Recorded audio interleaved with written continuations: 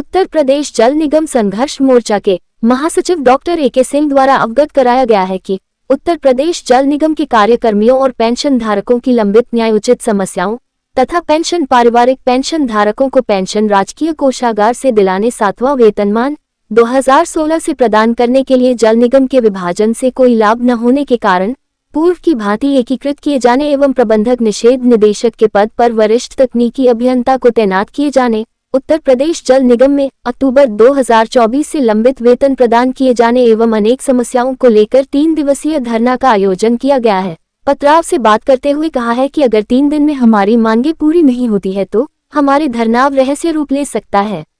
भ्रष्टाचारियों का नाश हो, भ्रष्टाचारियों का नाश हो, वक्त बदल दो, ताज बदल दो, बेईमानों का राज बदल दो, वक्त बदल दो, ताज बदल दो, बेईमानों का राज बदल दो। इंकलाब जिंदाबाद, जिंदाबाद जिंदाबाद, हमारी मांगे जिंदाबाद, जिंदाबाद जिंदाबाद। निगम मुख्यालय पर आप लोग धरना प्रदर्शन कर रहे हैं, किन मांगों को लेकर आप धरना प्रदर्शन कर रहे हैं? हमारी मांगे 2 स्तरीय है, एक शासन स्तरीय है और एक प्रशासन स्तरीय है।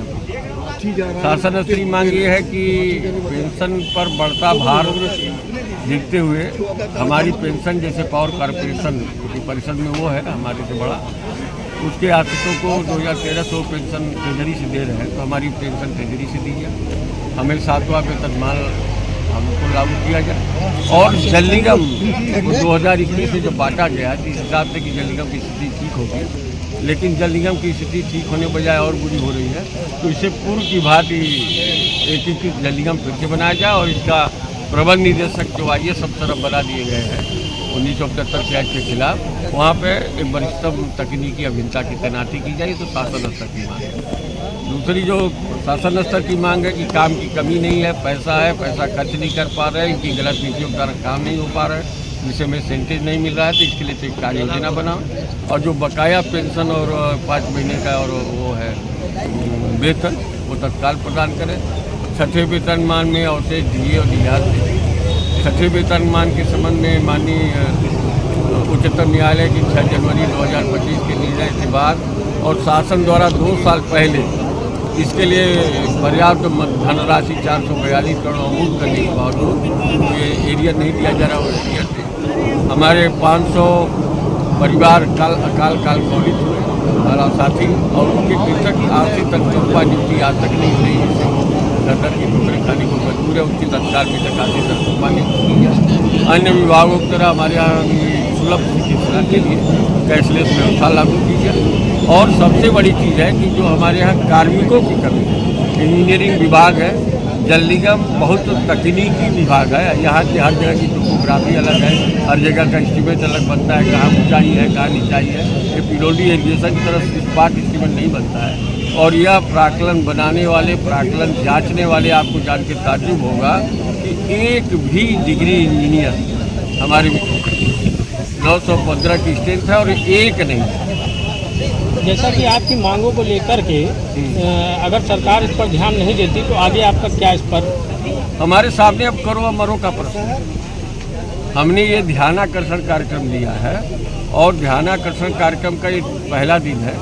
कल हमारे पश्चिमी क्षेत्र के लोग धरना देंगे और 6 तारीख को हमारा पूर्वांचल धरना देगा, बाराबंकी से लेके इलाहाबाद फतेहपुर, और उसी दिन हम तय करेंगे। आज जो लोग विचार व्यक्त करेंगे, कल जो विचार करेंगे, ये तमाम संगठनों का समूह है और उसके लोग जिस तरह से व्यथित हैं, तो आंदोलन तो सदस्य करता है।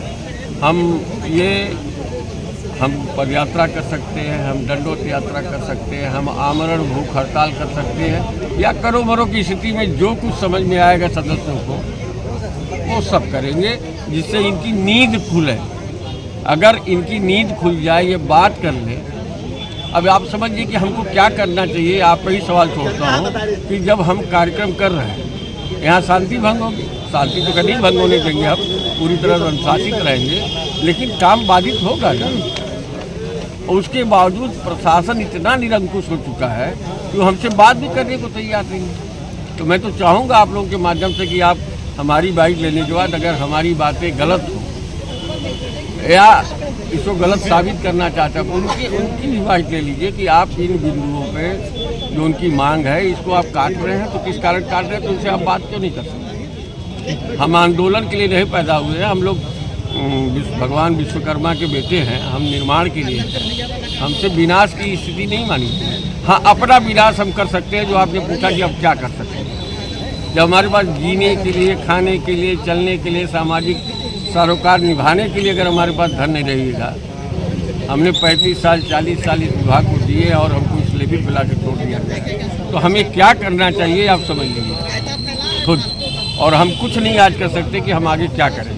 हम 6 तारीख को तय करेंगे और 6 तारीख को जो भी तय करेंगे वही जल निगम प्रशासन और उत्तर प्रदेश शासन पर बहुत भारी पड़ेगा, ये आपको हम विश्वास दिलाते हैं।